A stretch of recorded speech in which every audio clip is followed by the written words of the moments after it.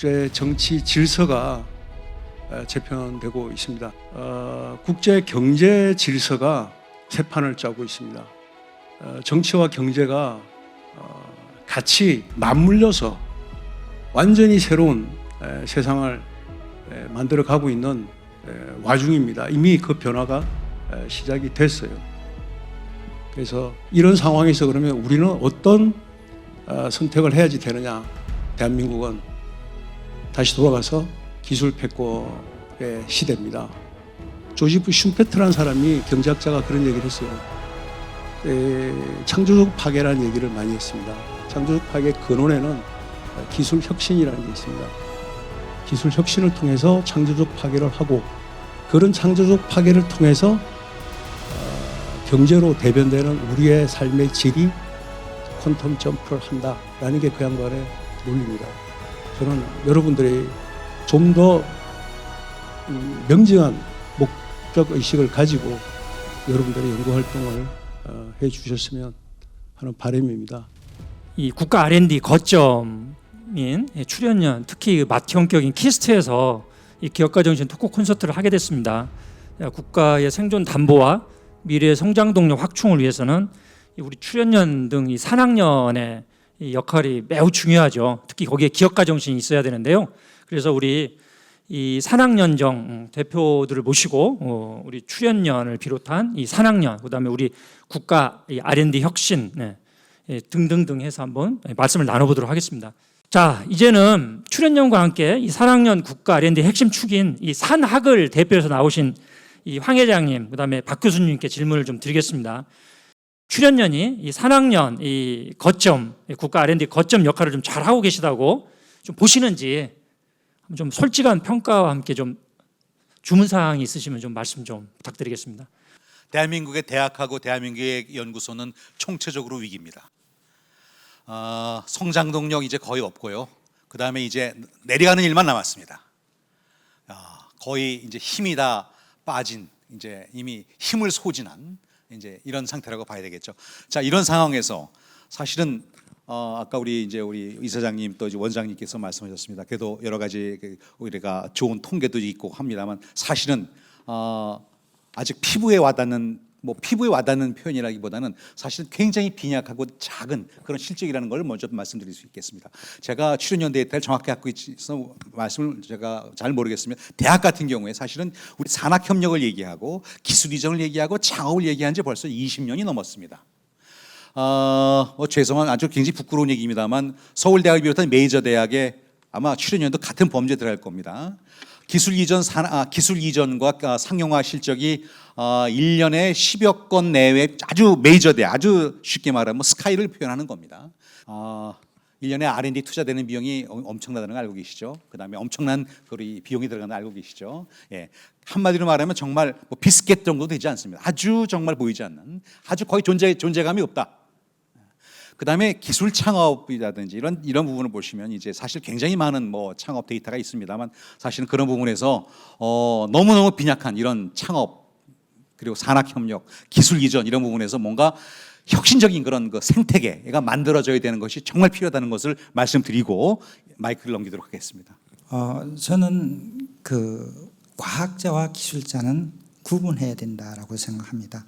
과학자가 기술자 역할을 또 같이 하려고 하고, 기술자가 과학자 역할까지 같이 하려고 하면은 둘 다 아무것도 못한다라고 생각합니다. 그래서 출연료는 과학자다워야 되고 기업은 기술자다워야 된다라고 생각합니다. 네, 나 회장님, 키스트 그 연구팀과 같이 우리 또 외부 벤처 스타트업이 같이 합작법인을 만든 게 K클럽이죠.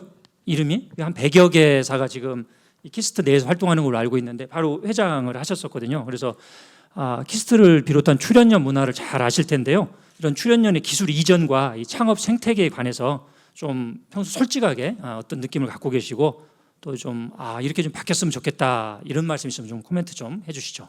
각자의 다른 언어이지만 각자의 다른 내공으로 각자의 분야에서 이루어낸 핵심 역량을 어떻게 우리가 융합하고 그것을 성과로 도출해내느냐가 서로를 지적하고 서로를 비난하는 것보다 훨씬 더 중요한 화두가 아닌가, 그런 생각을 갖습니다. 그러니까 우리 국가가 풍전등화의 위기 때 거북선으로 우리가 임진왜란을 이겨냈던 그 정신이 저는 곧 그것이 기업가 정신이라고 생각합니다. 지난 4월 21일 과학의 날 나대용 장군이 거북선을 설계하신 분이 무관 출신이심에도 불구하고 과학의 날을 그분을 추모했거든요. 저는 그것이 시대를 살리는 기업가 정신이 아닌가 생각합니다. 우리 박 교수님의 따끔한 지적은 저희들이 겸허하게 수용을 해야 된다고 생각을 해요. 아무리 우리가 잘했다고 한들 받아들인 입장에서 잘못하면 잘못한 거예요. 그래서 저는 지금도 항상 하고 있는 게 우리가 잘했다고 하는 것보다 예를 들면 우리랑 같이 릴레이션 하고 있는 기업이면 기업, 학교는 학교 교수 애들이 우리가 잘하고 있다는 얘기를 들어야 된다라고 저는 생각을 하고 있는 거예요. 그런 측면에서 보면 우리도 진짜 혁신을 많이 해야 돼요. 그러니까 우리들만의 리그에서 우리들만의 연구를 해서는 안 된다고 저는 보는 거죠. 그러니까 철저하게 수요자 중심의 연구도 해야 되는 건 당연한 것일 것 같고요. 아마 그 기업가 정신은 여러 가지 해석을 좀 할 수 있는데요. 그 미국의 경영학자 피터 드러커는 이렇게 얘기를 하죠. 기업가 정신이라는 것은 사이언스도 아니고 아트도 아니고 프랙티스다. 결국은 실행이라고 얘기를 하는 거거든요. 과거 우리가 그 과학기술계의 문제점이라든지 이런 얘기해 보면 20년 전이나 지금이나 똑같습니다. 기업가 정신은 곧 실행이다라고 말씀하시잖아요. 우리 다 알고 있거든요. 알고 있는데 실행을 못하고 있다라는 겁니다. 우리 원천 연구해야 되고 또 여러 가지 시스템도 혁신해야 되고 말뿐인 것은 저는 혁신이 아니라고 보는 거거든요. 결국은 실행을 해야 된다. 그래서 우리 박희재 교수님의 그 말씀 겸허히 받아들여서 열심히 잘 해보도록 노력을 하겠습니다. 우리 산학 대표들께서 이제는 좀 더 구체적으로 우리 출연연에서 기업가 정신을 고취하기 위해서 좀 평소에 이런 건 좀 어떤 걸 좀 바꿨으면 좋겠다 하는, 왜냐하면은 많이 이 산학년 간에 공동 연구도 해보시지 않습니까? 많이 느끼는 게 있을 텐데 한번 솔직하게 한번 제안을 좀 건설적으로 한번 좀 해주시죠. 한번. 그래서 가장 좀 필요한 것이 현재 소통하지 않는다는 겁니다. 기본적으로 진리의 상하탑 안에 머물러 있고 문 닫고 연구를 한다는 것이죠. 이것이 마케터블 해야 되고 이것이 임팩트 인더스트리, 임팩트 이코노미, 임팩트 소사이어티가 돼야 되는데 이것이 문 닫고 나 홀로 연구를 하는데 다 집중하고 있고 그것이 최고의 연구라고 그렇게 이제 리스펙트를 하고 있었다는 거고요. 그다음에 또 굉장히 중요한 것이 사실 대학도 그렇고 출연연도 그렇고 사실은 땅이 있는 것이 아니고요. 토지가 있는 것도 아니고요. 돈이 있는 것도 아닙니다. 결국 뭐냐면 무형의 자산이 지식을 창출해서 그걸 지적 재산, 즉 그것을 에셋을 만들어서 그것을 해서 기술 이전, 그다음에 산학 협력, 그다음에 창업 이런 크랭크를 돌려야 되는데 지금 현재 어떤 지식 자산을 만들고 출원하는 그런 이런 관리하는 이 레벨, 뭐 예산이라든지 모든 부분이 거의 뭐 없다라고 표현하니 거의 솔직한 표현입니다. 저는 솔직히 말씀드리면은 지금 많은 우리 대학이나 출연연분들이 논문을 쓰는데 매달려 있습니다. 여러분 잘 아시지만 특허 없는 논문은 그냥 국제사회에 그냥 봉사하고 끝나는 겁니다. 이 아주 평범한 사실을 선특허 후 논문이라는 그 평범한 그런 그것을 엑서사이즈 해야 되고요. 그거 하기 위해서 출연연에서 그다음에 대학에서는 정말 논문 이 특허를 출원하고 그것을 갖다 지식재산권 하는데 예산이를 조정이 하는데 굉장히 큰 그런 그 힘을 지어줘야 되고 그다음에 그다음에 좀 이따 또 기회 또 주실 거죠? 네. 하여간 일단 기식재산 얘기를 뭐 좀 드려봤습니다. 네. 황 회장님. 네. 저는 출연연과 기업은 경쟁의 대상이 아니고 협력해야 될 파트너다라고 생각합니다. 근데 지금은 자꾸만 경쟁을 하려고 하는 것 같아요. 저는 그 출연연이 없는 길을 새로 만들어주면은 안 되는 거를 되게끔 하고 없는 거를 있게 하면은 그걸 돈으로 만들고 가치를 키워서 대한민국이 더 잘 살고 잘 먹고 잘 살고 행복하게 만드는 게 기업이다. 근데 출연연에서 그 일까지 다 하려고 그러고 또 기업이 과학자 역할도 같이 하려고 하니까 세계 경쟁력을 만드는 데는 거의 불가능하다라고 생각해요. 그래서 과거에는 모방 시대에서는 그 업무의 롤을 명확하게 인식하지 못했지만 이제 혁신 경제에서 세계 경쟁을 할 때는 명확하게 인지를 하고 혁신은 창조적인 파괴에서 나온다고 얘기하는데요. 저는 그 파괴가 고정관념과 기득권이다라고 생각합니다. 이 고정관념과 기득권을 파괴하지 않으면 혁신은 일어날 수가 없고 협력은 할 수가 없다라고 생각하고 출연연과 기업은 경쟁의 대상이 아니고 협력하는 파트너다라고는 말씀을 드리고 싶습니다. 역으로 계속 지금 출연연이 어떻게 해야 된다 이런 얘기만 했는데요. 이제는 대학과 기업이 좀 어떻게 했으면 좋겠다. 한번 솔직하게 한번 좀 1분씩만 좀 말씀 좀 해주시죠. 예. 우리 G7 그 과제 이후에 기업이나 기업이나 대학이나 출연연이 똑같이 다 논문 위주의 그런 연구를 해왔어요. 근데 요즘에 갑자기 또 그 산업계형 연구를 한다니까 또 대학도 또 요즘에는 막 산업계 지원한다고 난리래요. 근데 나는 본래 위치에 가야 된다고 생각을 해요. 상호 협력을 하지만 진짜 상하탑에서는 진리를 연구하는 게 돼야 되고 진짜 우리 키스트 같은 출연연들은 어떤 원천적인 연구, 자기 역할 세팅을 해야만이 돼야 된다. 출연연이 그 G7 연구 사업 20년 후에 지금 논문 특허만 만들어내는 그런 그 거대 그 공룡으로 컸다 그러면 앞으로 대학도 상하탑의 그 역할을 뭐 한다 그러면 앞으로 10년, 20년 후에는 진짜 진리에 대한 그 연구는 거의 그 개발 진전은 없었다라는 평가를 혹독하게 받을 날이 올 거거든요. 그래서 그러면 이 플로어에 계신 분 중에서 이 오늘날 기술 패권 시대에 정말 이 출연연을 비롯해서 우리 산학년이 기업가 정신을 좀 어떻게 좀 고치를 해야 되겠다 이런 거에 대해서 좀 건설적인 좀 담론, 좀 대안을 좀 제시해 주실 분이 있으신가요? 저희가 이제 최근에 이렇게 투자해왔던 분야를 보면 대부분 이제 플랫폼 기업들이나 이제 B2C 기업들이 굉장히 많습니다. 그러면서 저희들이 많이 아쉬워하는 게 정말 딥테크 핵심 기술을 기반으로 한 기업들이 장기적으로 국가 경쟁력을 강화시키는데 이런 부분에서 좀 부족하다는 생각을 많이 했었고요.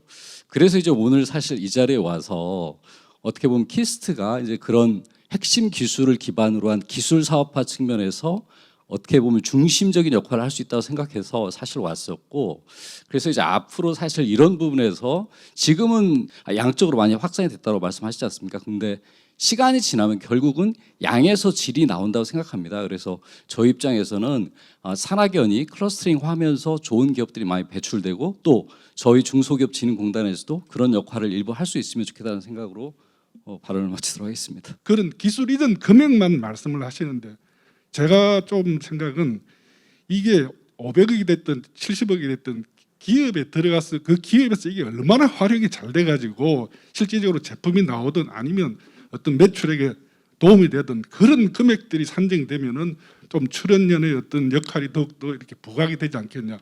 뭐 저희 같은 뭐 스타트업이라든지 아니면 중소기업이나 대기업하고 이렇게 외부에 연구를 같이 하게 될 때 그런 규제라든가 이렇게 좀 많이 완화가 된다면 훨씬 더 자유롭게 연구를 할 수 있을 것 같고요. 기업 그 연구원에 계신 분들이 창업을 하는 것도 좋지만 그 약간 뭐랄까 이전 단계랄까 특허를 내는 것도 지원을 많이 해주시고 어떤 명칭이 좀 갑자기 생각이 안 나는데요. 그 기업 같은 경우에는 발명자 특허 보상제도 이런 게 있습니다. 혹시 키스트나 여러 다른 정부 출연 연구기관에 또 그런 제도가 있다면 좀 더 활성화가 되면 더 좋을 것 같다는 생각이 좀 들어봅니다. 예, 감사합니다. 사실 대학은 그 QS나 더라든지 이런 세계적인 평가 기관이 있거든요. 근데 출연연은 아직 없지 않습니까? 그래서 우리가 우리 출연연이 미국이나 독일이나 다른 나라 출연연에 비해서 얼마나 잘하고 있는지 우리가 이게 국제 위치가 어떻게 되는지는 사실 잘 모르고 있어요. 모르고 있는데 우리가 그래서 이게 산학년 내에서 같이 한번 이렇게 논의를 또 해보고 그러는 것인데요. 지금 출연연이 독일하고 비교한 그 기술 이전 효과에 대해서 좀 독일하고 비교해 놓은 건 있습니다. 그래서 저희가 지금 정부 쪽에 설명을 할 때 이 데이터를 쓰고 있는데 예를 들면 기술 이전율이 지금 6대 연구소, 우리 이제 산업형 6개 연구소, 애트리부터 이제 쭉 6개 연구소가 있잖아요. 6개 연구소들이 기술 이전율이 지금 독일의 프라운호퍼보다도 높습니다. 저희가 지금 평균 지금 한 5% 정도 나오거든요. 4.5에서 5% 정도 나오는데 독일 프라운호퍼가 지금 4.5에서 4.9 정도 나옵니다. 그러니까는 거의 비슷한 수준이기도 하고 우리 출연연 한 25개랑 가장 성격이 유사한 데가 이제 막스 프랑크 협회라고 하는데 막스 프랑크 협회 같은 경우는 기술 이전이 1%가 안 됩니다. 0.3, 0.5 그렇습니다. 그러니까는 어떻든 출연연이라는 집단을 기술 이전율만 가지고 평가하는 거는 그건 좀 어불성설이 있는 부분이지만 어떻든 출연연의 기술이 기업으로 넘어가서 국가 어떤 여러 가지 발전에 기여할 수 있는 역할들을 또 해야 하기 때문에 그런 측면에서는 지금 현재 대한민국 출연연의 역할들이 결코 과소평가할 수 없다 하는 말씀을 좀 드리고 싶고요. 그다음에 아까 그 양질 중소기업진흥공단에서 말씀하셨는데 저도 그렇게 양질 전환의 법칙이라고 있습니다.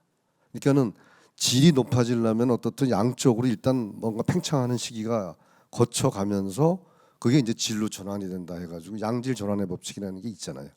그래서 지금 우리는 지금 대한민국의 R&D 수준은 그 동안의 어떤 양적인 팽창을 이제 넘어서서 지금 한 5년 10여 년 전부터는 이제 지금 질적으로 지금 넘어가는 단계에 가 있고 어떻든 지금 아까 또 윤 원장님 말씀하셨지만은 우리가 이제 퍼스트 무버가 돼야 된다고 외친 게 지금 10년도 넘었는데 실질적인 시스템이나 이런 것들 제도 이런 것들은 지금 팔로우업이 안 되다 보니까 지금 계속 머물러 있는 것들이 많이 있거든요.